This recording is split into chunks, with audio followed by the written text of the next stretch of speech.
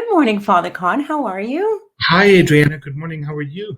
I'm good. I'm good. The sun is shining. We've had glorious sunshine all week, and it just elevates my mood and my spirits.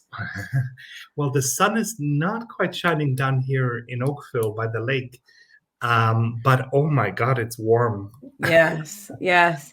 I love seeing when I look outside, the leaves are filling the Mm, trees, the blooms. You can smell, the lavender or wow. the lilac. Oh, I just And you go out and your car is covered in that lovely yes. green dust from the newly blossoming trees. Oh, Yes, no. yes, yes. That's true. And of course, allergies for people, all that. Mhm. I still like it over winter. I still like it over winter. You and me both. I mean, Yes. my gosh, in Canada, we certainly cannot complain about the about winter or spring either. Really, it's I finally changed my tires yesterday. There was a delay at the garage, and when you think about how much snow they actually drove on, it wasn't much. Yeah, yeah, that's true. I mean, we got a lot of snow, but it disappeared Yeah, relatively quickly. absolutely. Yeah, absolutely. So this week is the Feast of Pentecost. We end the Easter season with the birth of the church. And for the viewers that watch us regularly, this will be our last conversation in this series. And Yeah, we're thinking we might resume again in Advent. But that today would be wonderful. we talk about Pentecost. What are Mhm. your initial thoughts about Pentecost? Well, it is. I mean, it's a lovely feast day. It's a wonderful story that brings everything kind of in a circular Yes. motion in the scriptures, and it is the birth of the church. It's the end. Rightly, people say, well, it's the end of the Easter season, but in fact, what it does is it brings that period of time from not Advent, sorry, from Lent, from Ash Wednesday, all the way to Pentecost to a conclusion. If our idea is that Lent is about the inward journey, Mhm. Yes. Easter is about the outward. We're looking beyond ourselves. Mhm. Then Pentecost, the feast of the birth of the church, is about setting us, putting it maybe a little bit crudely, it's about setting us loose on the world. Go. Although we have those, so if you're a weekday, if you're following the liturgical calendar on weekdays, we're thrown out as of Monday morning into the world. However, the Sunday cycle Yeah. gives us a little bit of time to put our feet tentatively out because we have the two feasts before we finally get back to the period that we call ordinary time, Right. and the readings for ordinary time. So That's yeah, right. Because next week is the Trinity yes, feast of Blessed Trinity, and the following is Corpus Christi. and Corpus Christi. Mhm. Yes. So we get to feast on those, and then we're in ordinary time after that. Mhm. I was So thinking I write a little letter to parishioners every week, and one of the things that I mentioned today in the letter is that my approach to Pentecost is to see, and it's ironic that it's a holiday weekend, but it's to see Pentecost as a weekend for quiet and calm. Um, when I was a seminarian, and this is a long time ago, the first time I ever went to Taizé was for Pentecost weekend. A group of us nice. took a short break, and we took the ferry. I mean, it was a long. Those were the days when you could stay up all night. Yes. Yes. And so we arrived in Taizé, I think, on Thursday, and we left on Sunday afternoon. But what I loved about the Taizé experience was that basically on Saturday we went into silence, and there was Wow. lots of opportunities to gather in the chapel to pray, and we were praying with many other Christian traditions, not just Roman Catholic. Yes. And at midnight there was a vigil. Oh, nice. It was powerful. It was, Oh. whenever I hear that Taizé chant, Veni "Veni, Sancte Sancte Spiritus," Spiritus. I can feel the chills. Yes. I can almost I experience what it was like oh. sitting squatting on the floor. They had interesting benches if you had to use if you couldn't quite squat.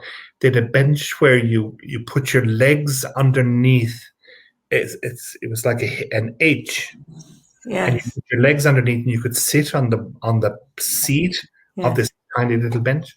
So I use that a lot of the time. And when you're with 300, 400 people quiet waiting, and that's also, I think, where I learned the importance of being in a very, very large group of people, and that it was that communal sense of waiting, waiting, waiting.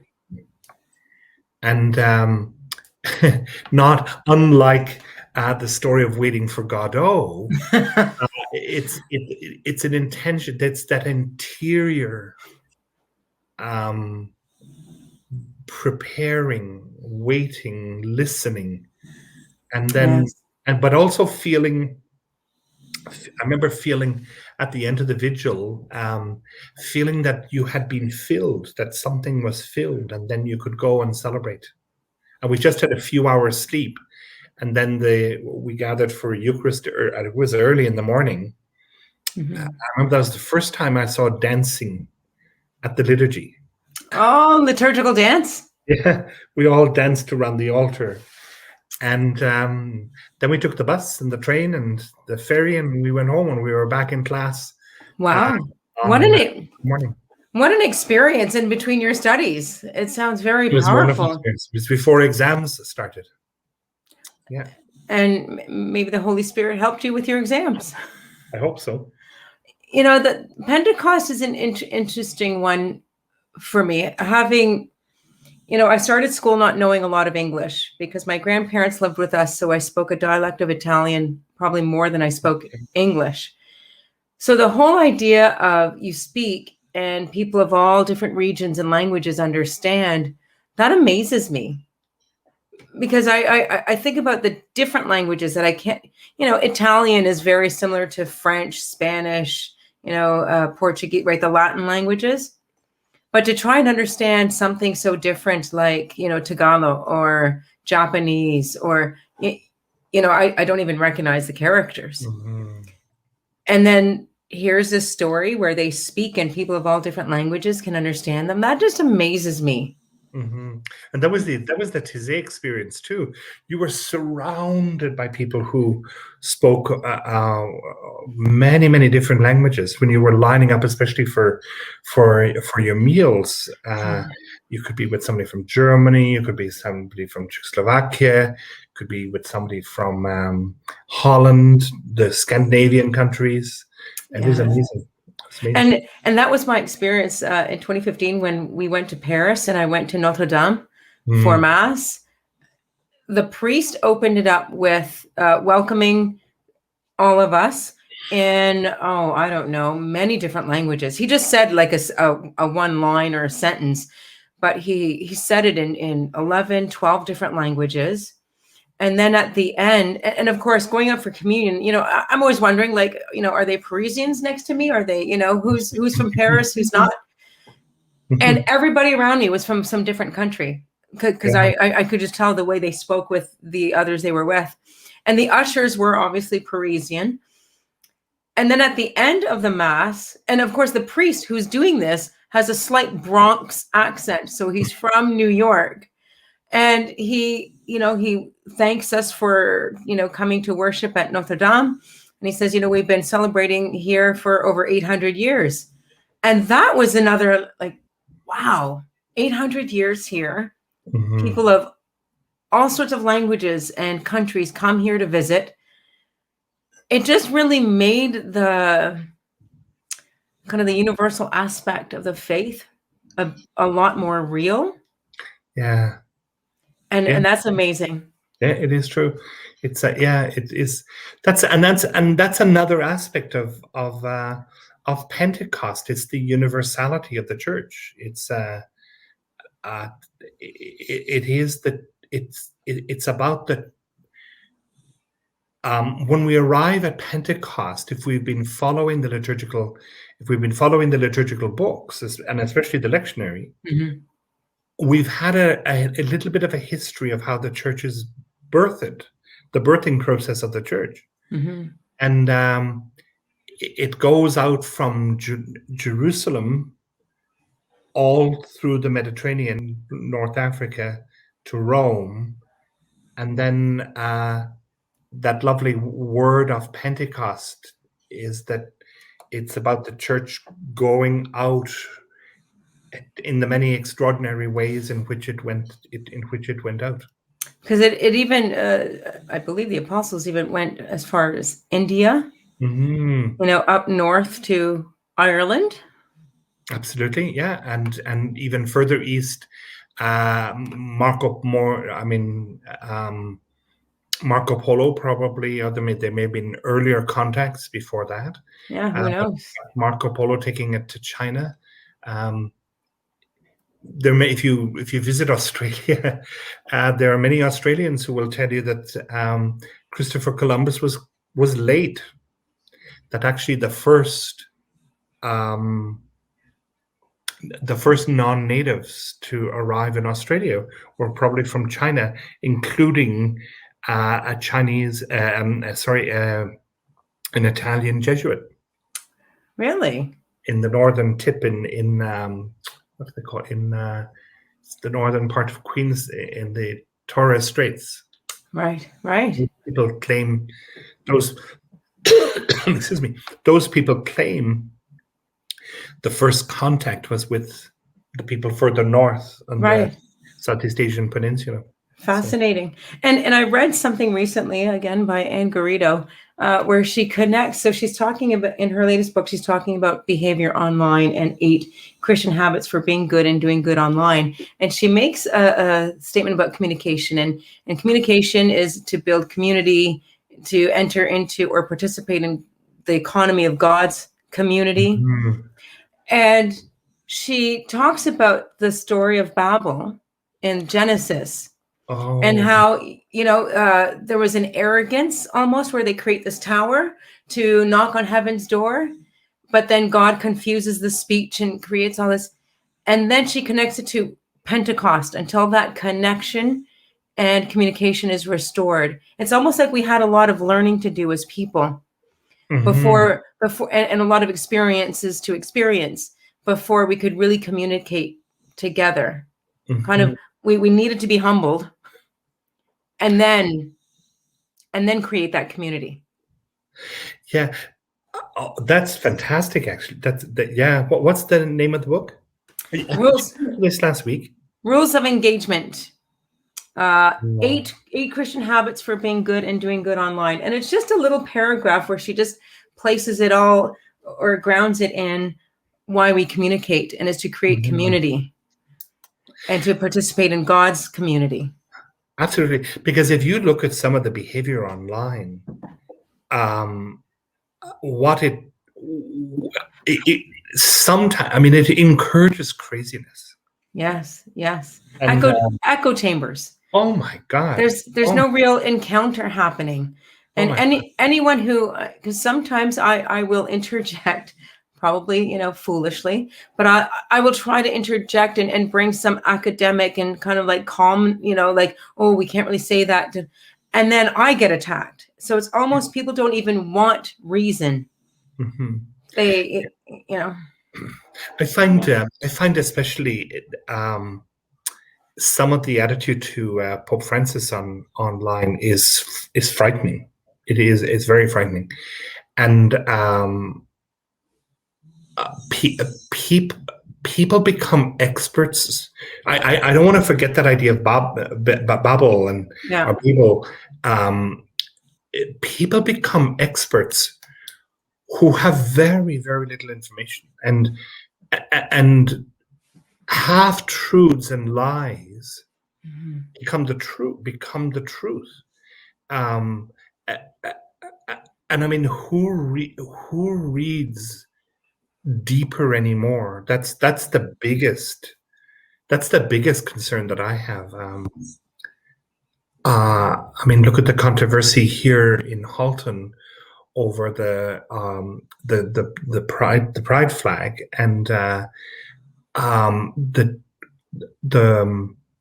horrendous distortion of the truth, and the lack of not recognizing the hurt that you cause, the questioning of mental health statistics. Yes. That will go down for me watching the debate. The questioning of mental health statistics, self-harm statistics. I think that not only was that arrogant, and I would say that was sinful. A disregard for the truth. Yes. And I think she's absolutely right. That and of course, and unless you've taken the time to look a little bit deeper, you believe that that's the truth. And so, I mean, the real danger in our community right now, especially for those who may have been following misinformation, is that they're spreading misinformation. I sent out an email this week. Again, sometimes you wonder, what should I do this? Should I not do this? But it was to say, please stop. And if you have spread this, if you've sent this to somebody else, it's not the truth. It's in fact, it's very hurtful, and it's a lie. And I think, bringing it back to Pentecost and the communion of saints and the early Christians, I think back to St. Paul, who, when he had his conversion and he's a pillar of our faith, and he wasn't in the original circle of Jesus. He had that powerful conversion afterwards. He was learned. He was very well studied. He knew Greek. He knew his Arabic. He was a Pharisee, so he was well studied in Torah. And here he is, and we lean on him. So we lean on experts. A lot of our saints were educated because they're the only ones, because they were religious or priests, and they were the only ones who were really educated. And we rely on their teachings. And somewhere along the line, we've lost that respect, value, or gravitation towards deeply grounded individuals who were learned in philosophy, in the science. Well, the sciences back then would look slightly different from what we know now, but they were really well educated. And we look at their teachings and lean on them. Absolutely. I mean, one of the great principles of Jesuit formation is the commitment to ongoing learning. And it's to recognize that education is for life. It's and I think that's what I would like to think that one of the experiences of Pentecost is the experience of, in that waiting and in that quiet, in that silence, of sitting back and asking myself, after this period of Lent where I've looked inward, Easter where I've been looking outward, what do I know now that I did not know on Ash Wednesday? Mm-hmm. What has my growth been? What has my learning been? What are the corrections that I've had to make along the way? Well, one of the best experiences that I ever had, that one of the best, I think, education experiences that I ever had, was to go into when I was on sabbatical, was to go into an area of study that I had no expertise in, and but also to choose to go. So I went and did a creative writing program in Sydney, in Australia, Nice. and Nice. go completely out of your depth, and but also to to develop the craft, or to learn the craft of writing uh, in another context. Interesting. So sitting with students, that's very much the Jesuit way. So sitting with students and who have no connection with who you are, Yeah. but sitting with students, it was a great experience, just a wonderful experience. You know, Pentecost also brings to mind, and it's related to getting out of our comfort zone and encountering something different, is this whole idea of enculturation. Mm-hmm. So we're, as you said, we're let loose on the world, at Pentecost, and we have to figure out how to, where does faith and culture meet? And we use that term in our intro, right? Faith and culture isn't always at odds with each other. Mm-hmm. There's much the culture can teach us, but there's a lot that the faith can teach the culture. And it's just a weird kind of movement that's happening between the two. Absolutely. And that's what Pentecost is. Absolutely. They go out into these different cultures, different countries. St. Paul did it with talking to Gentiles. He used, Greek philosophy because I believe he was in Greece. And so he would use their Mm-hmm. ideas to help understand how to work Jesus into their paradigms. Absolutely. Yeah. That lovely scene of Paul at the Agora in Athens. I mean, that here is someone who can dialogue in the bigger picture of things. Mm-hmm. He doesn't confine himself No. at all, No. but he sees himself in the bigger picture of things. That's right. I mean, not to spend time all the time on the Jesuit experience, but when you look at those great heroic figures, especially in the early years of the Jesuit experience, Mm-hmm. their first act when they go to some place new is not to wave the Bible about, but their first act is to live among and get to know who their neighbors are. That's a good lesson for all of us. Absolutely. They listen. Tell me your story. Who are you? Yes. And then they can begin to tell their story. They can tell, and they can talk about the story. Yes. Which is I'm taken also, so we don't always focus on the Jesuits. I was involved with Redemptorist programs. And I'm also taken by St. Alphonsus Liguori's story, who is the founder of the Redemptorists. So again, he's another learned individual. He's a moral theologian. And what struck him, from what I remember of his story, is he would be in the countryside and he would encounter shepherds. And they didn't really know a lot about the faith or, the story. And so he found a way to communicate with them rather than expecting them to rise up to his level, right? It's how do we form the message in a way others will understand? Absolutely. And so I think that's powerful. And it speaks of Pentecost. It speaks of our mission. When you talked about going to Australia and taking a course where you were totally out of your element. Out of my depth. So that's something we tell the grade 9s when they come into the school. Get involved, get out of your comfort zone. And so for the month of May, I've had grade 12s on the morning broadcast just to ask them about, their time about STA and that sort of thing, to help them sort of reflect and look back. And so many of them have said, and I did not prompt them, so many of them have said, I got involved in different programs. I went out of my comfort zone. It was good because it helped me understand who I really am.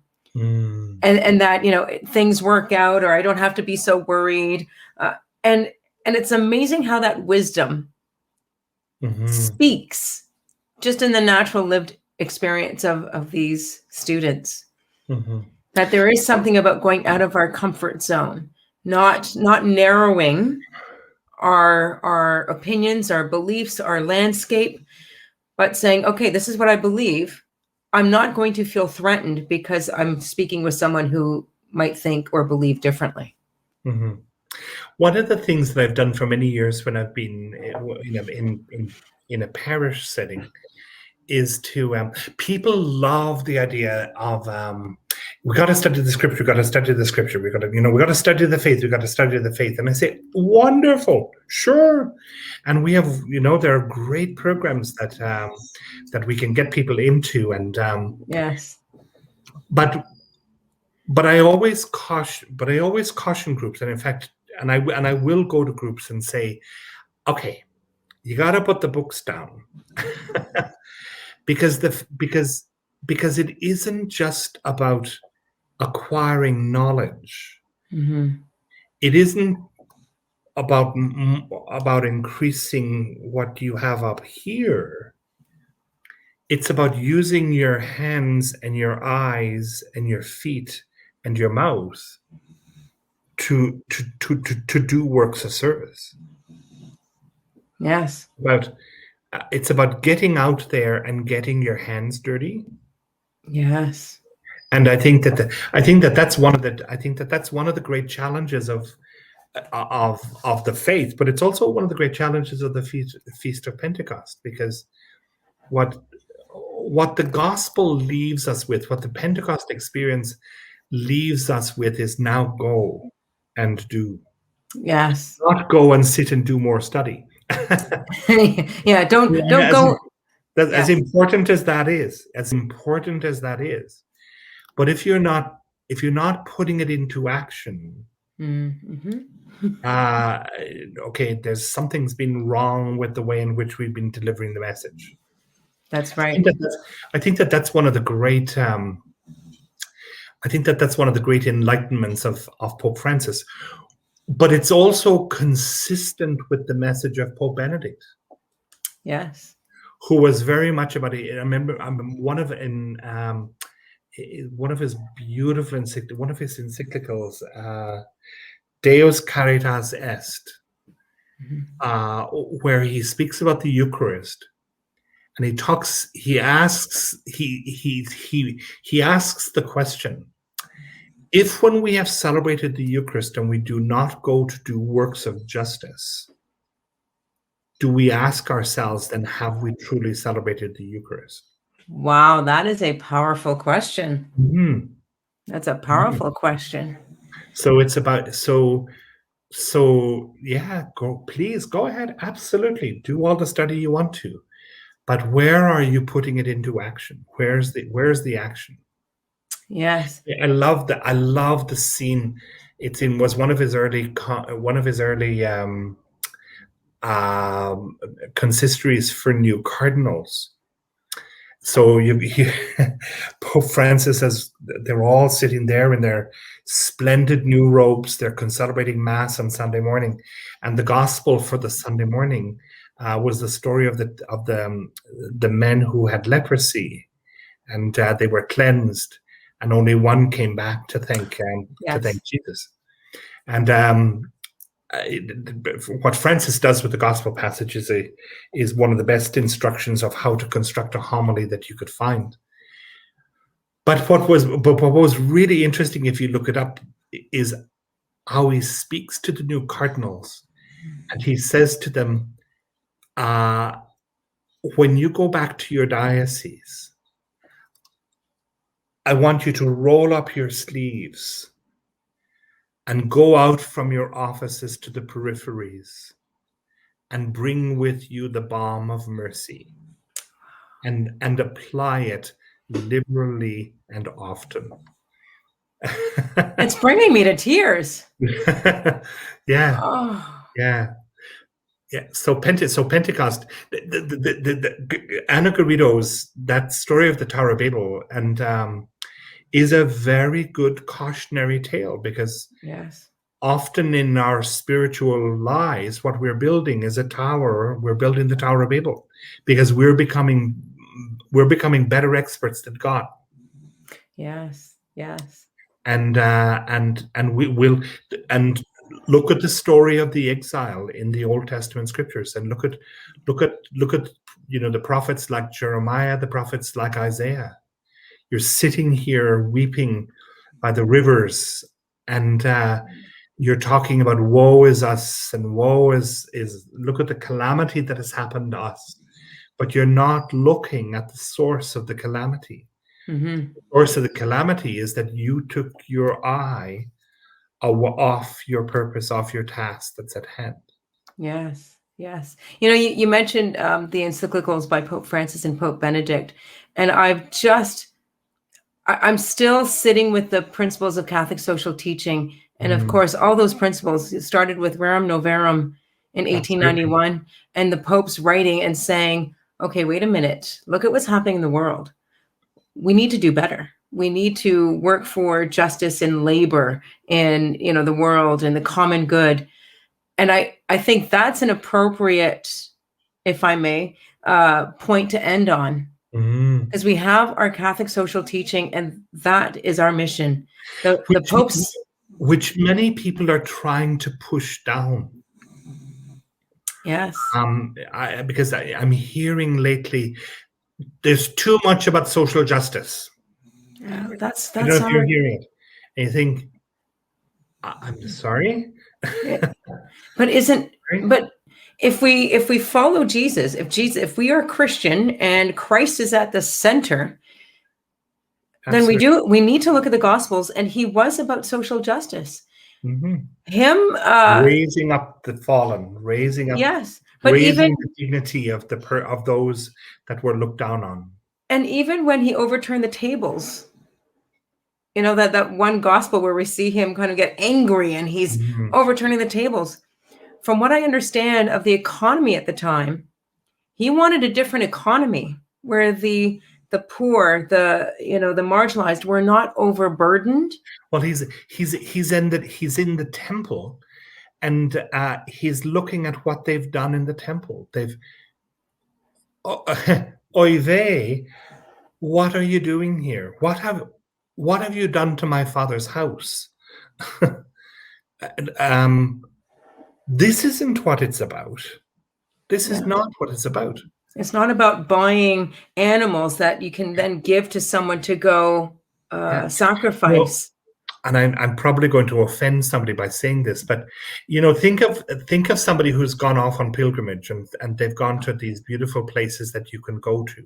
They've been to Lourdes, they've been to Fatima, they've been to Jerusalem, they've been to Rome, and they bring back the the bobblehead Pope Francis. I've got 3 in the kitchen window. The whole idea of the pilgrimage, so you have that token to say, I did it, I was there. That's not what it's about. It's what's the conversion of heart taking place?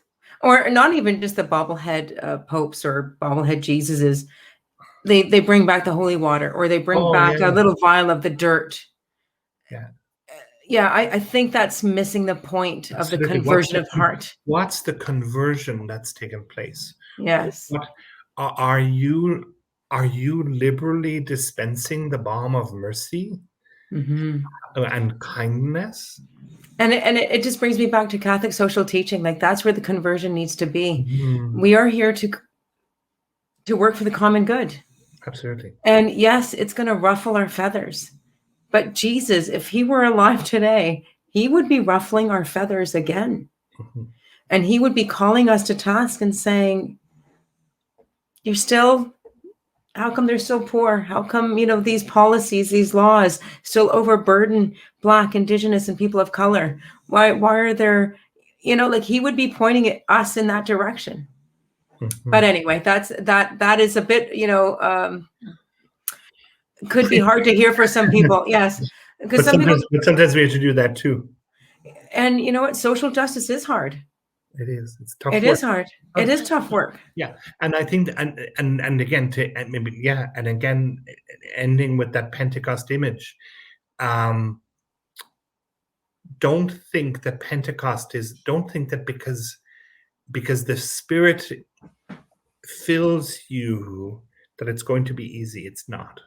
And it's not going to be easy, and it's not self-serving. Absolutely. Jesus did not go through all this and become human and then suffer and die and rise so we could be all like, rah, rah, yay, us. Absolutely. There's a mission. So, Adriana, looking forward to catching up with you. Well, I'll be seeing you in a little while anyway, but Yes. Looking forward to catching up with you online soon. For sure. And everyone, thank you for following us through Lent and Easter. We bid you farewell. We will hopefully resume this in Advent, and we'll just do this, coffee, faith, and conversation for the seasons, the big liturgical seasons in the calendar. So, Father Khan, I'm sure our paths will cross long before Advent comes. Absolutely. And you just keep well. I certainly will. Thanks, Adriana. Bye. All right. Take care, everyone.